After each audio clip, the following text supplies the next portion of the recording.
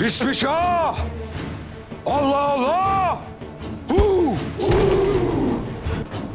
Demine devranına hu diyelim.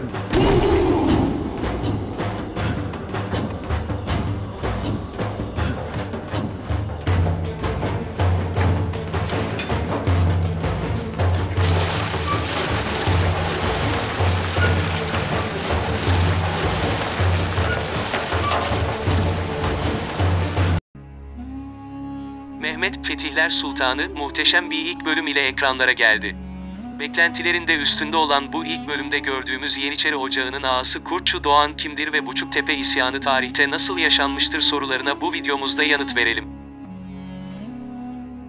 Öncelikle ifade edelim ki, Mehmet Fetihler Sultanı ilk bölümü tamamen tarihe ve tarihi kişiliklere uygun olarak ekranlara geldi ve Varna Savaşı sonrasında yaşanan Buçuktepe isyanını ekranlara taşıyarak başlangıç yaptı.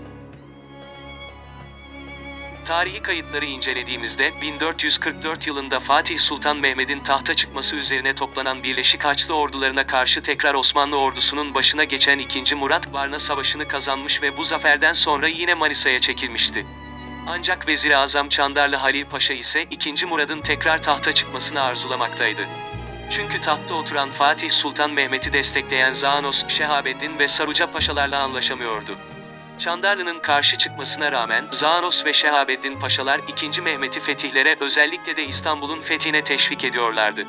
Çandarlı Halil Paşa'nın 2. Murat'ı tekrar tahta geçirmek istemesi üzerine 1446 yılında Yeniçeriler kendilerine verilen paranın değerinin düşürülmesini bahane ederek ayaklanmışlar ve Şehabeddin Paşa'nın evini yağmaladıktan sonra Edirne'nin doğusunda bir tepeye çekilmişlerdir. Nitekim isyan karşısında genç hükümdarın zor duruma düşmesi üzerine 2. Murat Manisa'dan gelerek yeniden Osmanlı tahtına çıkmış ve oğlu Mehmet'i de Manisa'ya vali olarak göndermiştir. Tarihe Buçuktepe vakası olarak geçen bu olay Yeniçeri'nin ilk isyanıdır. Peki Yeniçeri ağası Kurtçu Doğan kimdir ve görevinden nasıl azledilmiştir? Kurtçu Doğan, 1444 yılında yapılan Varna Savaşı'nda Yeniçeri Ocağı'nın ağası olup 7 yıl boyunca bu mevkiyi korumuştur. 2. Murad'ın vefatından sonra ikinci kez tahta çıkan Fatih Sultan Mehmet ilk iş olarak 1451 yılında Karaman üzerine sefere çıkmıştır. Osmanlı ordusunu karşısında gören Karamanoğlu aman dileyince Fatih Osmanlı topraklarına geri dönmüştür.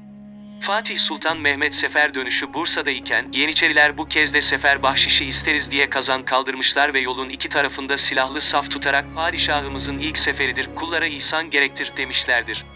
Yeniçerinin bu davranışından son derece rahatsızlık duyan ve ilk saltanatında yaşanan Buçuktepe vakasını da unutmamış olan Sultan Mehmet ise önce 10 kese akçeyi Yeniçeriye dağıttırıp ortalığı sakinleştirmiştir. Ardından da Yeniçeri ağası Kurtçu Doğan'ı falakaya yatırtıp görevinden azletmiş ve yerine Mustafa Bey'i Yeniçeri Ocağı'na ağa olarak atamıştır. Yine Sultan Mehmet bu olaya kalkışan diğer Yeniçeri subaylarını da sert bir şekilde cezalandırmıştır. Yeniçerileri kontrol altında tutmak için kendisine bağlı birkaç bin Doğancı ve Sekban'ı da aralarına katan Fatih'in askerin isyanına verdiği bu sert tepki ve yeni düzenlemeler yüzünden Yeniçeriler onun saltanatı boyunca birçok zorlukla karşılaşmalarına rağmen bir daha seslerini çıkarmaya cesaret edememişlerdir. Yeni içeriklerimizden anında haberdar olabilmek için kanalımıza abone olarak bildirim zilini açabilirsiniz. Sağlıkla ve mutlulukla kalın.